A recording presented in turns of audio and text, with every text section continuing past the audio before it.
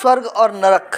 एक बार की बात है, गांव में एक पवित्र व्यक्ति रहता था। वह हमेशा स्वर्ग और नरक के बारे में जानने के लिए उत्सुक रहता था। एक दिन पवित्र व्यक्ति भगवान से मिला। जब वह भगवान से मिला तो उसने पूछा, प्रभु, क्या आप मुझे बता सकते हैं कि स्वर्ग और नरक कैसा है? भगवान मुस्कुराए और उसे दूसरी दुनिया में ले गए। वहाँ वे दो दरवाजे के सामने खड़े थे।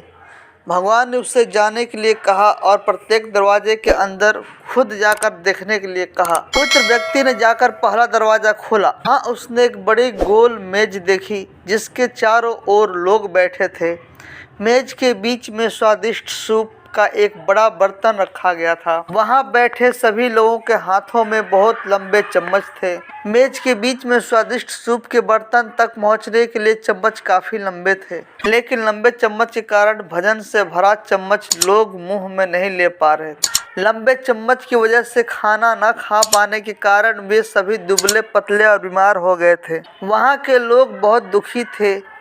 वहाँ पीड़ित लोगों के दुख को देखकर पवित्र व्यक्ति कांप उठे। वह उस कमरे के बाहर आया और दूसरे कमरे का दरवाजा खोला। दूसरा कमरा बिल्कुल पहले कमरे जैसे ही था। बड़ी गोल मेज और उसके बीच में एक स्वादिष्ट सूप का बर्तन।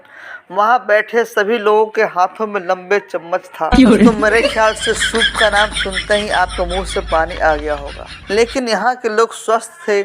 वे एक दूसरे से बातें कर रहे थे और खाना खा रहे थे। पवित्र व्यक्ति यह देखकर प्रसन्न हुआ और उस कमरे से बाहर आ गया। फिर पवित्र व्यक्ति भगवान के पास गया और कहा, मुझे समझ नहीं आया कि दोनों कमरा एक ही जैसा है, फिर भी एक कमरा दुख से भरा, दूसरा सुख से भरा है। भगवान ने उसे समझाया, आपने देखा कि लंबे चम्मच दूसरे को खिलाने के लिए ठीक ठाक है, लेकिन खुद को खाने के लिए ठीक नहीं है।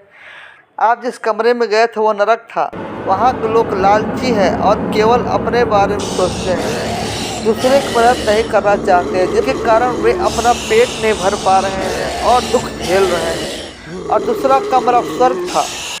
यह उन लोगों से भरा है जो एक दूसरे की परवाह करते हैं और प्यार करते हैं, एक दूसरे को उन लंबे चम्मच से खिलाते हैं जिससे वे स्वस्थ और सुखी रहते हैं। इस कहानी की शिक्षा यही है दोस्तों कि यदि हम एक दूसरे का समर्थन और देखभाल करें तो हम अपने जीवन को स्वर्ग बना सकते हैं और खुशी से जी सकते हैं।